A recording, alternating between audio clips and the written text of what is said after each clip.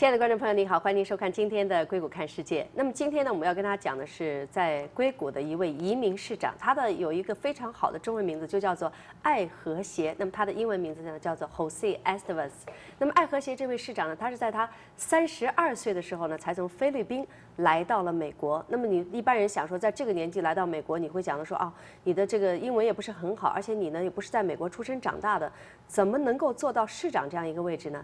而且呢，他不仅做了市长，而且他已经做了5届的市长，现在呢，他要竞选他第6届的市长了。那么他对这个城市可以说是情有独钟。他所在的这个城市呢，就叫做 Milpitas。Milpitas 这个城市呢，可以说是硅谷的门户，因为呢，就进入 Milpitas 以后呢，就进入到硅谷了，就来到了 Silicon Valley 这整个一个大的地方。所以呢，把 Milpitas 这个城市呢，在地理位置上也是非常重要的。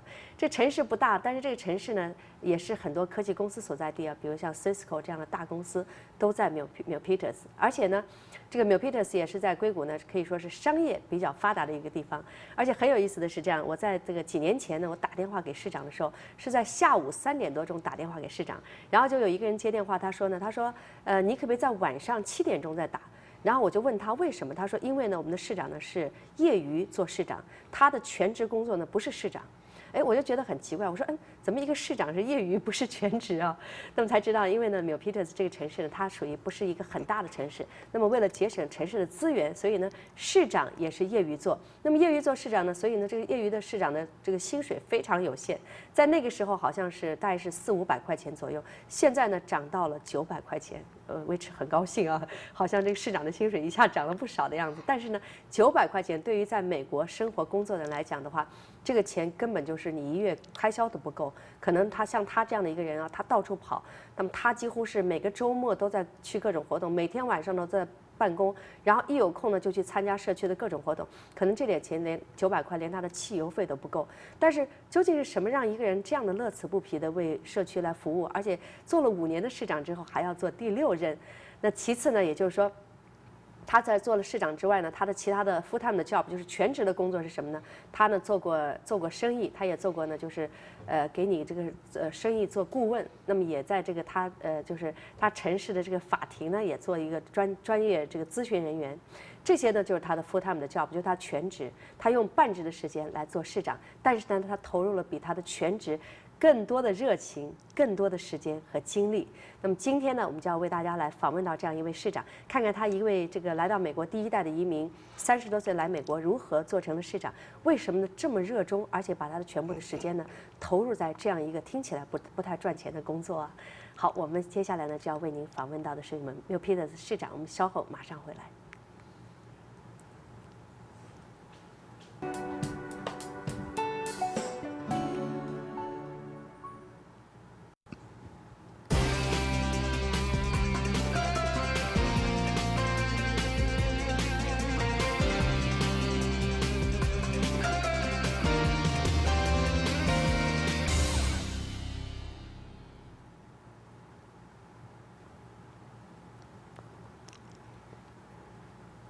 Welcome to Innovation Dialogue. I'm Diana Ding. I was so happy that we have the mayor of Milpitas, Jose Esteves, with us. Hello, Mayor Esteves. Hello, I'm very happy to be here. Yeah, I'm so happy. I know that you've been mayor for this 5 terms. The first mayor term was at 2002, Yes. December. Yes. And the second was 2004, and third at 2006, and 2010, and 2012, Yes. and 2000. Right now it's 2014. You are running the mayor, the 6 terms of Yes, mayor. I'm running again for the 6th term in November election. You are the first person I heard running mayor for so many terms. Yes. So what has made you for doing this? Well, I have really a strong passion to serve in government, much more especially in my own city of Milpitas, because that's the first city I moved in when I became an immigrant to the United States. And in the early 80s, there's nothing in Milpitas. And I've always dreamed and said, there has to be a big change. This city has big potential and should be a model city. And that's why I started to work, be a volunteer, be active, and then started to be an elected official. So you came here at early 1980s. 1980s, yes. 1980s. Yes. And when you first came, you were at Milpitas. Yes. So you've been staying for Milpitas for 30 years. 30 plus years now. Wow, that's really a long time. So when you first came, like what you said, Milpitas has nothing. But right now it's become a gateway to Silicon Valley. And what changes have been taken place all these years? Well, many things. It has transformed from vacant land to a lot of commercial, industrial, and housing development, especially in the 2000s. You know, we have a lot of retail complex like Great Mall and the McCarthy Ranch. We have a lot of new neighborhood, great neighborhood, and then of course we have new influx of residents. Mostly Asian residents. Right now, we have more than 65% Asian Americans.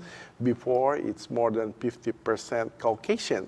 So big changes happening, and I'm happy because I can say I'm part of it. For this current great status of Milpitas, and I'm helping towards a better future of Milpitas as well. Like what you said, you are part of this change because you've been here for so long, and you started run mayor at 2002. So what has made you, you make this decision to run the mayor? When you are a mayor, you have the opportunity to lead and to express your own ideas, and at the same time, ideas from the people that you are with. And I've always been with many people in Milpitas, and I know what they need. I know what the city should be. So I said what the city should be? Should be a model city for many other cities, because it's a small city, but I always say that it could be done. What the model city stands for in your mind? Model city means that it should have good full services as a city. It should have very strong financial standing. It should have all the necessities and of people and businesses, like good restaurants, good park, low crime rate, great neighborhood, and great streets, well-maintained streets, and good environment. So everything must be good. Yes, Yes. should be, and that's Should what be. we have been actually, and we want to keep it that way and even improve some more, especially at these hard economic times. I want to make sure that we can still do it.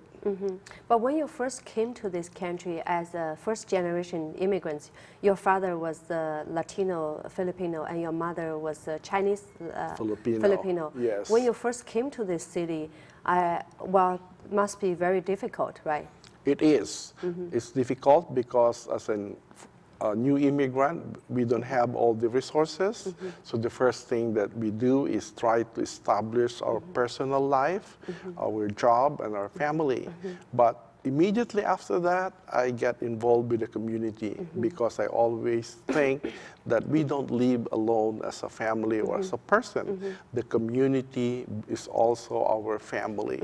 That's what I did, and it happened in Milpitas. That's why I know Milpitas very well for more than 30 years now. What is the most, I would say, I've been to Milpitas many times. Each city has its own style or own culture. Yeah. So what has made Milpitas stand out from the others?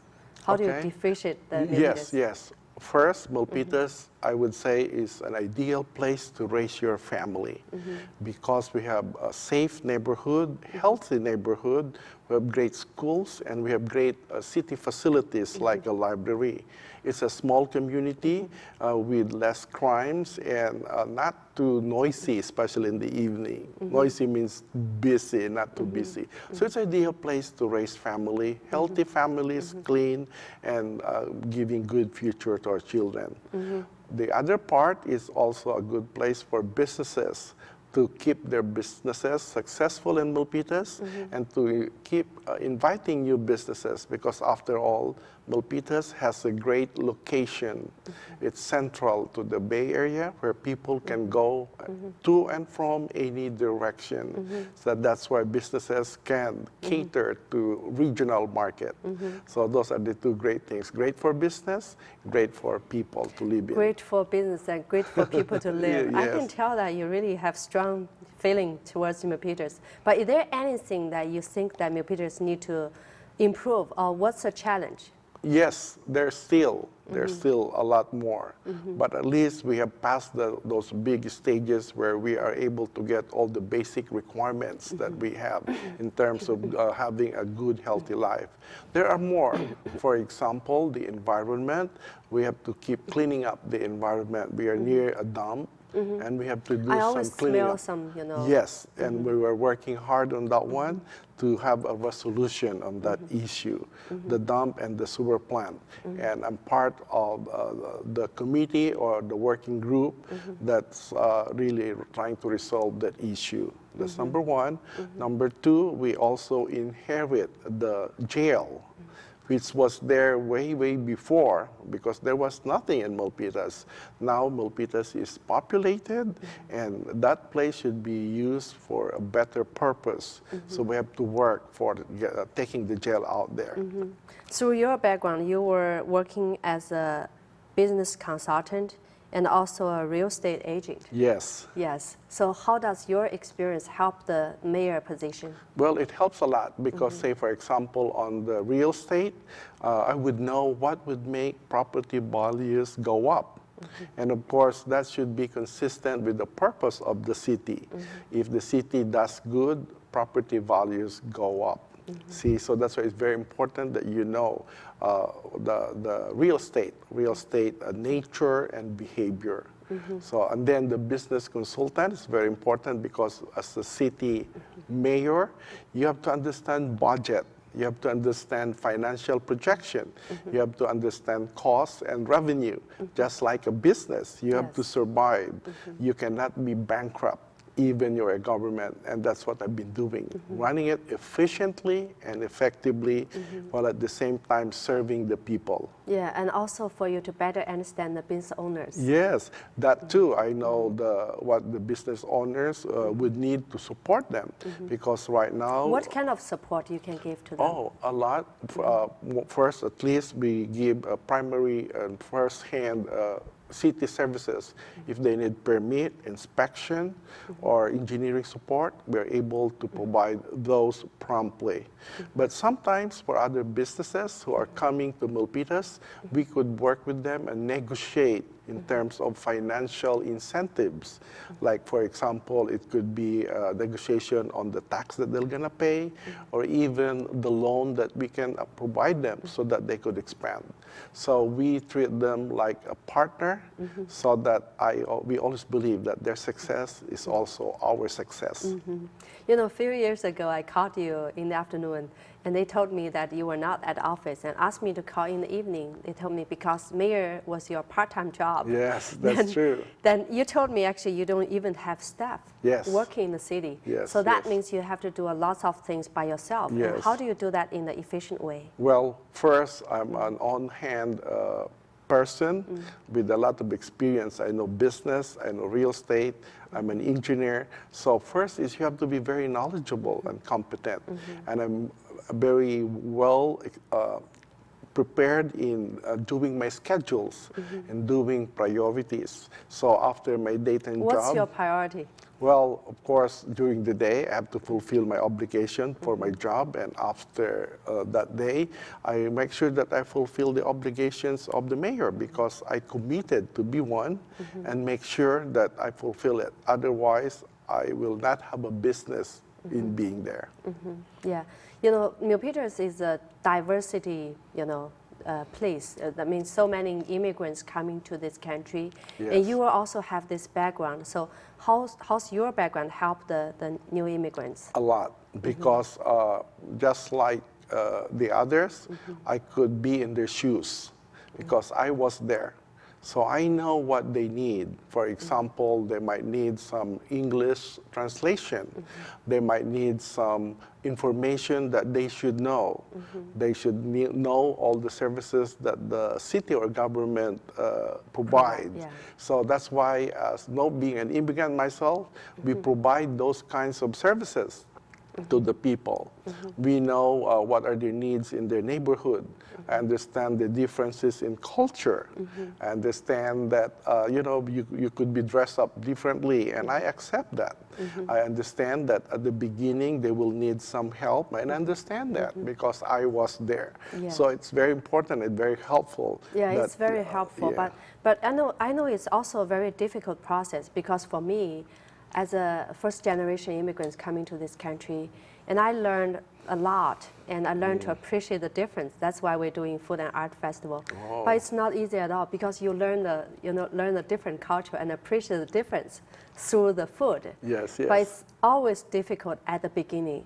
Like you and your family first came here, probably you experienced some, sometimes you were there any time that you feel frustrated, really depressed? Definitely, because it's a two-way. One is the government should be able to reach out to the residents in at least understanding what they need. That's the other side of the coin. Is the residents should also know that they could reach out to the government. And when that happens, there's a good link, and the link will ensure that each one is served. But a missing link would be the challenge, because there may be a family there that could be neglected simply because they don't know what to do or where to go. But at the same time, the government doesn't know that they are there needing some need. So the link is important. You see, the government here and the government in Asia is very different. You were from Philippine, and the mayor in the Asian country is really a big deal. Yes. But here it's also a big deal. But mayor is only a part-time job. Yes. When people want to reach the government, you are not there during the daytime. Right? Yes, yes. So how do you? I know this is very efficient, but how the system works? Okay, for me, I use technology. For example, I always announce, email me whatever you need. So every day, every night, I receive. How many emails you got per day? A lot, maybe almost 100, but maybe 10-20% there are from the people. So I respond to them, and at the same time refer them to city staff as quick as I can. So I make sure that I respond promptly. So email is very important, because first, it's easy for them to send to you anytime, and at the same time, it's easy for me to refer to city staff. And the third one is easy for me to keep a record, keep track of all of this, so that I know whether they're completed or not. And people are happy with it, because when you respond, people would start trusting the government. Mayor Esteves, I see the very strong passion and close bond, Milpitas, for you. But many of the elected officials, they've been mayor for a few years, and they will run for other positions. Yeah. But you've been running mayor 5 times. This is the 6th times.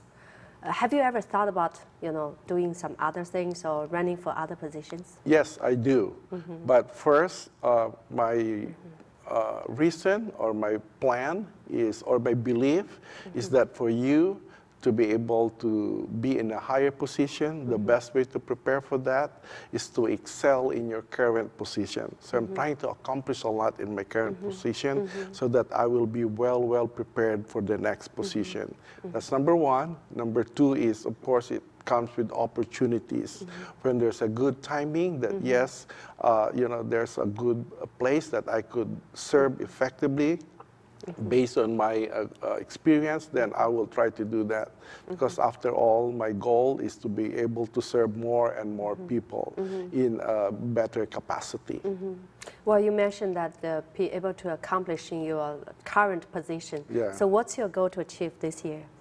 Current position? Yes. Well, several things. Plant seeds for a bigger project, like, for example, a big project to really work on the odor issue. The second one is there's a water issue everywhere, and we're starting a project that will look at a water system for the city of Milpitas, and that's very important. The third one is because we have diversity, we're looking at an international park, so that each community will have their own, small park to display their history, their culture. So at least we know their presence. I know that Milpitas already have many parks, right? Oh, yeah. Milpitas is very rich with parks. Every neighborhood has parks because it's a complement to their healthy living. But this is specific for the purpose of appreciating the cultural diversity. You have 31 parks. Yes. That's why Milpitas is a model city, because parks and open space and green spaces are important part of an environment, and really do give good budget to maintain those parks. After all, the residents are the one who are enjoying it, so it's worth it. During your mayor for so many terms, what was the most difficult moment and why? Well, all the time, it's the lack of money, especially recently when we have a downturn in the economy. Of course, you have to live within your means. So it's difficult because we have to work with our employees to cut costs. We have to invite more businesses to have more revenues. And at the same time, we have to identify priorities. Sometimes we're not able to satisfy everybody. So we go by importance and significance. But we make sure that we deliver the core services of our city. So budget, negative deficit in budget is a big challenge. What is the core service for your city? Core services? Yes. Number one is public safety, police and fire. People should be safe. Clean neighborhood, clean street, well-paved street, lights and so on.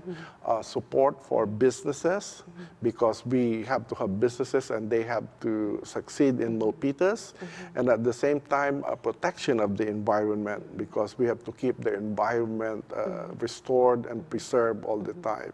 So those are the basic ones. Yeah, as a first-generation immigrants, you came to United States and become a mayor, and your daughter is also very successful. But how do you tell the second generation, like your daughter, about what we represent in the community? Or what they should be doing? What we should represent in this community as immigrants. Okay, as an immigrant, I always tell immigrants like us or others that we are here to be responsible and contributing citizens.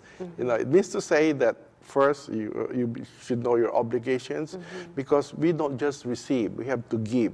So responsibility means what should we do to be able to be an added value to your community. That's being good, responsible.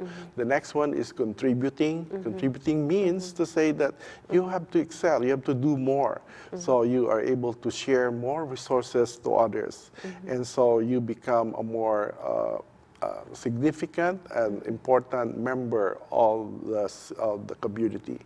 So two things. Two things. One is responsibility, another is contribution. Yes.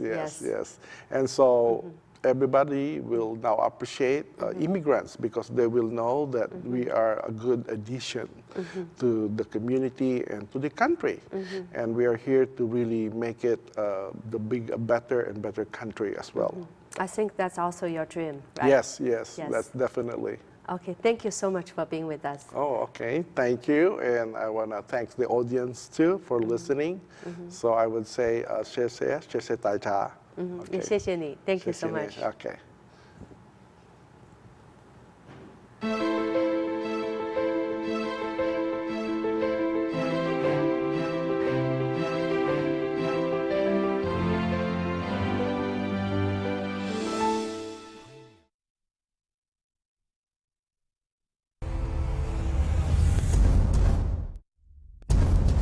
As a startup in Silicon Valley, innovation is our DNA. It's inside our blood.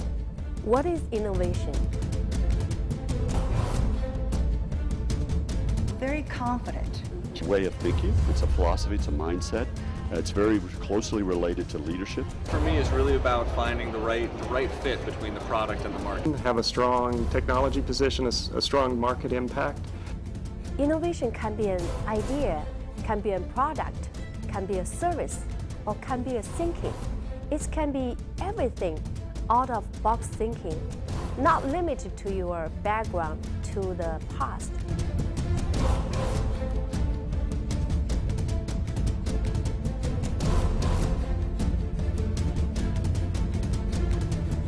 Welcome to Innovation Dialogue. I'm Diana Dane, and today we are going to talk about Cloud Festival. Today we have Carrie Davis, and she's here to share her story, which is so inspiring.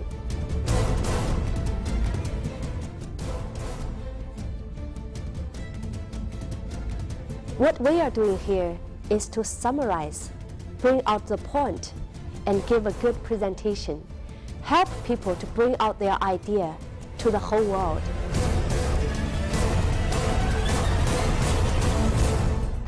It's very important to be able to spot human talent and to be a good leader.